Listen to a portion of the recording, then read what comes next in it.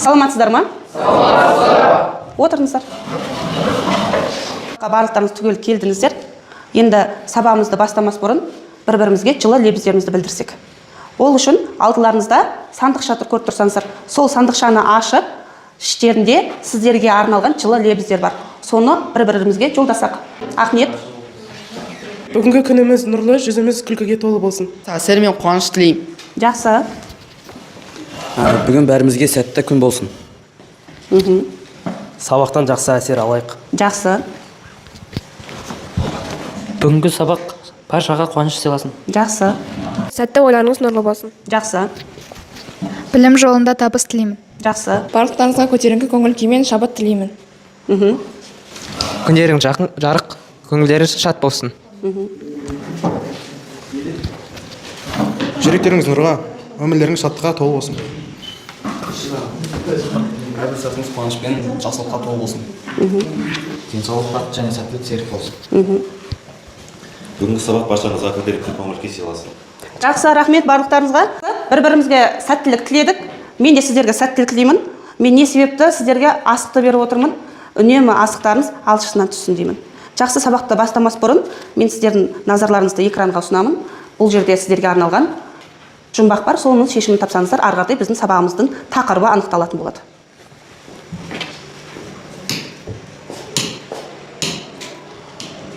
Сәлеметсіздер ме балалар, сабақтарыңызға сәттілік тілеймін. Сабақты бастамас бұрын сіздермен ойын ойнасақ, мен сіздерге жұмбақ жазырамын, ал сіздер дұрыс табуға тырысыңыздар. Төбедегі көзінен күн сәулесі түседі, бұрышы жоқ төбінен самал еркін еседі. Жақсы, жұмбақтың шешімін кім айтады?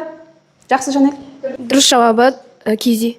Жақсы, дұрыс Кизи. Келесі жұмбағымызды шешейік. Жексегі найзаны біріктіріп ұстап тұр, ата-бабаның қай жаны ие болса оған пұшпақ. Сонымен екінші жұмбақтың шешімі? Әлібек. Дұрыс жауабы шаңырақ болды апай. Жақсы, дұрыс. Жайсан, қадайлап сызған жолақтай. Дұрыс жауабы кереге. Соңғы жұмбағымыздың шешімін кім айтады? Олжас. Жауабы кереге. Жақсы. Киіз үй біздің ғажайып сәулет туындыларымыздың бір екендігі бәрімізге белгілі. Енді осыған байланысты киіз үйіміздің негізгі құрылғыларының бірі, бөлшектерінің бірі десем де болады. Біздің неміз тұр бізде? Шаңырақ тұр. Мыналарымыз не болып табылады бізде? Уықтарымыз болып табылады. Шаңырақ пен уықтың қандай қарым-қатынасы бар, қалай ойлайсыздар? Уықтардың бәрі бірігіп шаңырақты ұстап тұрады. Демек, бізге бірігу үшін бәріміз жеке-жеке емес, бәріміз бір жерде бірігіп жүруіміз керек деген мағынада қолданылады, дұрыс па?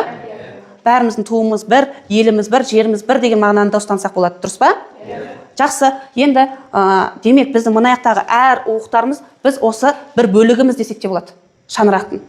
Енді осыған байланысты топтарыңызды анықтау мақсатында уықтарды алсаңыздар, соның артында сіздердің номерларыңыз жазылып тұр, сол номер бойынша топтарға бөлінесіздер.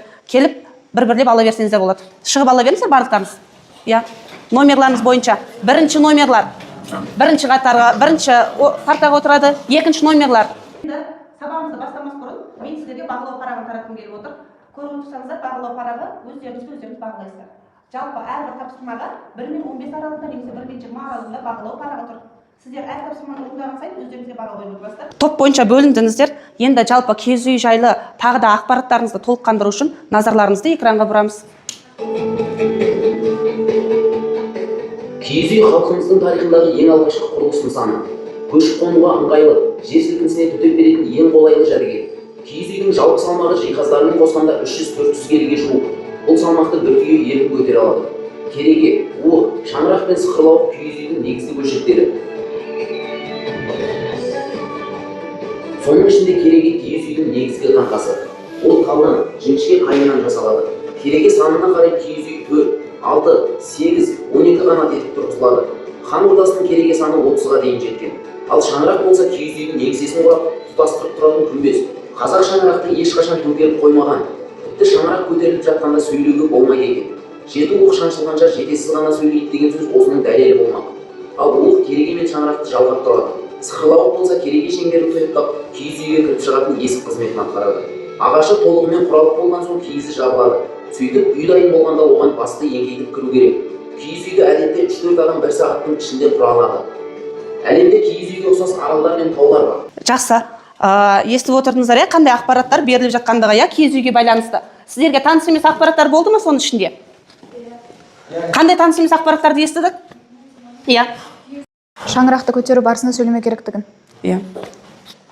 Жақсы, киіз үй жайлы тағы да қосымша ақпараттардың барлығын мен сіздердің алдыларыңызға парақ ретінде ұсындым. Алдыларыңызға қараңыздар, парақтарыңызды алып көріңіздер. Әрқайсыларыңыздың алдыларыңызда киіз үйге байланысты әрбір парақтарыңыз жатыр. Қосымша мәліметтер. Бүгінгі күн ретін жазамыз, дәптерді ашамыз. Күн ретін жазып, сіздерге қосымша ақпарат бердім, көріп отырсаңыздар. Күн ретін жазамыз. Мәліметтердің бәрін ұсындым. Енді осы мәлімет бойынша сіздерменен инсерт деген әдіс арқылы сіздердің соткаларыңызға ссылка жіберілді. Сол ссылкаға кіреміз де сіздерге қажетті мәліметтер болған дүниелердің бәрін толтыратын боламыз. Барлықтарын соткаларыңызды алыңыздар. Соткаларыңызға жіберілді. Сол платформаға кіреміз. Сол платформа бойынша түртіп алу әдісін жасайтын боламыз. Барлықтарын соткаларыңызды алыңыздар. Барлықтарын соткаларыңызды алыңыздар. Соның ішіне кіреміз, сайттың ішіне кіреміз. Мына жақтағы жауаптармен, мына жақта жауаптар жазылып тұр. Осыдан жауаптарды іздеп жазасыз. Жақсы, жалпы аяқтадыңыздар ғой. 22 студент толыққанды орындады. Аты жөндеріңізден барлығы толыққанды шығып отыр менің жеке парақшамда. Жақсы. Жалпы қосымша сұрақтарыңыз бар ма? Барлығы түсінікті болды ма? Қандай мәліметтер алдыңыздар? Не түсіндіңіздер? Қандай қосымша сіздерге мәлімет болды? Жақсы, айта ғой. Киіз үйдің есігін қалай аталуын білді. Киіз үйдің есігі сықырлауық деп аталады екен. Сықырлауық деген қосымша мәлімет алдық. Жақсы, отыра ғой. Тағы да қосымша мәліметтер алдық. Сіздерге таныс емес белгілерден. Дамир. Киіз үй ұқсайтын тауларды, араларды бар екен деді. Жақсы. Сонымен қатар киіз үйдің биіктігі қанша екен, қанша адам құру керек екен, сол ақпаратты көрдік па? Қандай ақпараттар болды? Киіз үй 4-ке бөлінеді, 6-8-дік, 12-дік. Сонымен қатар киіз үйді қанша адам құрады екен? Оны 3-4 адам бір сағатта құра алады. Киіз үй жалпы отыра ғой. Киіз үй жалпы көшіп қонуға өте ыңғайлы баспаналардың бірі болып табылады. Тапсырмамызды бастасақ, келесі тапсырмамызда сәйкестендіру тапсырмасы. Топ бойынша ақылдасыңыздар, орталарыңызда тұрған ақпараттар тұр. Осы бойынша ақылдасып, 2 адамнан шығып, сәйкестендіруді бастайтын боламыз. Әр топтан 2 адамнан шығыңыздар. Келіңіздер. Келіп, қоса беріңіздер. Бастай беріңіздер. Қосамызда отыра береміз, келесіміз жалпы. Сандар тұр, сандардың қастарына мына сөздерді қосасыздар, апарып. Қандай сөз жалғанатындығын қарайсыздар. 6-шысы кетіпті. 7-шісі кетіпті. 7-ші.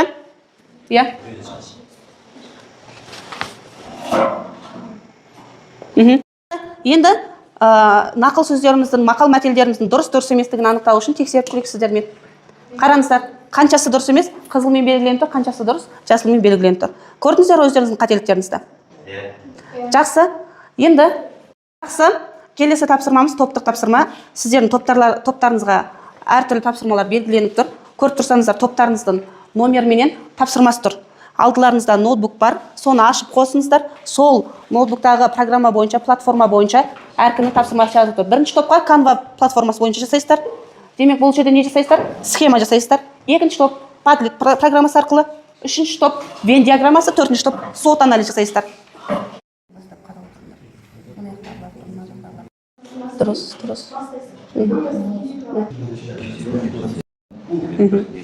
SWOT анализ дегеніміз не екендігін түсіндіріп кетесіңдер. Балалар, тапсырмамызды аяқтасақ, топ бойынша тапсырмаларыңызды қорғауға шықсаңыздар, ең алғашқы тобымыз киіз үйдің жалпы құрылымы қандай бөлшектерден тұрады, соны таныстыруды бастайды. Сіздер маған жіберіп қойыңыздар, сіздердің платформаларыңыз бойынша тақтаға шығып, қорғауды бастасаңыздар болады. Келіңіздер.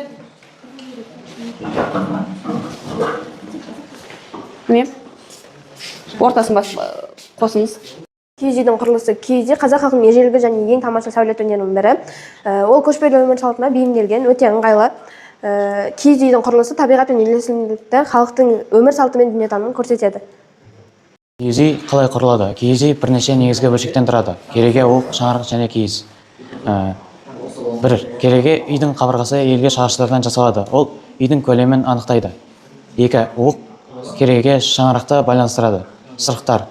Оқтар киіз үйдің төбесін құрайды. Сырықтар, оқтар киіз үйдің төбесін құрайды. 3. Шаңырақ киіз үйдің жоғары бөлігі. күн сәулесі мен ауаны өткізіп қасиетті шеңбер. Ол отбасының бірліктің, берекенің нышаны. 4.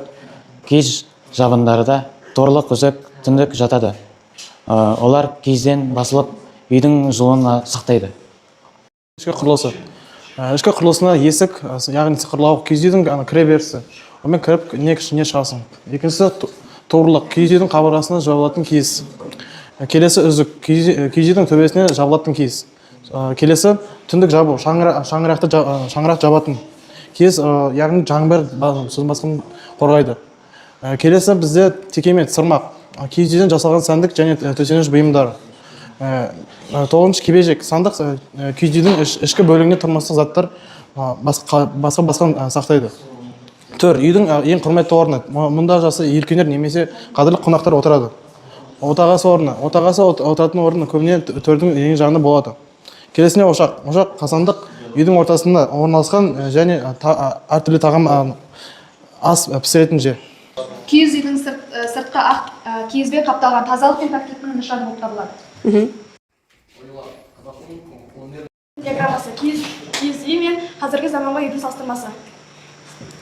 Дәстүрлі жылжымалы қышқылсыз табиғи материалдар, ұлттық мәдениет, қысқы жылу шағын отбасы үшін. Қазіргі заманауи киіз үйдің артықшылығы ол бетоннан кірпіштен жасалады, және де ол қазіргі заманға бейімделінген, және де қазіргі замандағы киіз үйдің ішінде су және электр қуаты бар. Қорғаныш, жануды желден, жауын шашыннан қорғайды. Отбасы үшін өмірі үшін бірнеше бөлмеден тұру мүмкіндігі бар. Киіз үйде орын бөлмелері, заманауи үйде бөлмелер, тұрғын үйде ретінде қызмет етуге болады. Киіз үйге свод анализ талдау. Біріншісі мықты жақтары табиғи экологиялық таза материалдардан жасалады. Жазда салқын, қыста жылы, жеңілді жиналады, тез орнатылады. Тасымалдауға өте қолайлы. Ұлттық мәдениеттің басты символы. Киіз үйдің әлсіз жақтары. Қазіргі заманда ағаш материалдар және киіз дейтін керекті заттар өте қымбат бағада тұрады. Сол себепті ол қолжетімсіз деп ойлаймын. Және де дұрыс жағынан таңдамаса, ағаштың сапасы да өте төмен болуы мүмкін. Қазіргі үймен салыстырғанда киіз үйде бір-ақ бөлме, ал қазіргі үйлерде көптеген бөлмелер болады.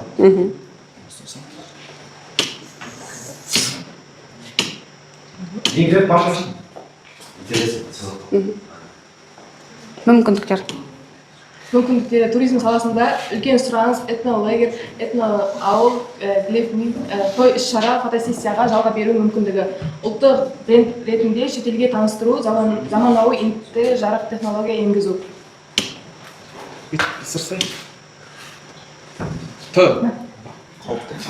Қауіпті жақтары. Сапасыз арзан кәсекелердің көбеюі, материал бағасының қымбаттауы, мысалы ағаш жөндейді. Туристік маусымның қысқалығы, экономикалық қиындықтың кезінде сұраныстың төмендеуі. Ауа райының қатты құбылуы, жаңбыр ылғал. Дәстүрлі бұйымдарға қызығушылық азаю ықтималдығы. Жақсы, бүгінгі сабақ сіздерге түсінікті болған шығар деп ойлаймын, иә? Жалпы біздің ұлттық құндылықтарымыздың бірі, ғажайып сәулет туындылардың бірі, киіз үй жайлы ақпараттарымыз толыққанды сіздерге жеңілдікті түрде қамтамасыз етілді деп ойлаймын. Енді сабақ қорытындысы ретінде мен сіздерге алдын ала таратқан көрдіңіздер бағалау парағын, әрқайсыларыңыз белгілі бір тапсырмалар бойынша балдар жиынтығы тұр. Сіздер қай тапсырманы орындадыңыздар, сол тапсырма бойынша өздеріңіздің бағаларыңызды қойып кету керексіздер. Сол бағаларыңыз бойынша сіздердің құрылымды топтық жұмыстағы бағаларыңызды көріп тұрсыздар, парақтарыңыздың бағаларын. Сол парақтарыңызда өздеріңіздің бағаларыңызды қойып тұрсыздар. Иә, қоя берсеңіздер болады, парақтарыңыз өздеріңіздің бағаларыңызды қойып, оны маған тапсыратын боласыздар. Жалпы бүгінгі сабағымыз сіздердің барлықтарыңызға түсінікті болған шығар. Үйге тапсырма, 6-шы тапсырманы орындаймыз, 164-ші беттегі. Жалпы сабаққа түсінікті болған жағдай нәрселеріңіз болса, түсінікті емес болған жағдайларыңыз болса, немесе қосымша мәлімет алғым келеді деген нәрселеріңіз болса, сіздерге таратылған бағана топ бойынша бөлінген уықтарымыз бар. Соның артына жазамыз. Бүгінгі сабаққа кері байланыстарыңызды сол бойынша жазып болғаннан кейін біздің уықтарымызды қайтадан толықтырамыз. Жазып жатқандарыңызды сабағын жақсы, ойыңызды дейік, жазып бер.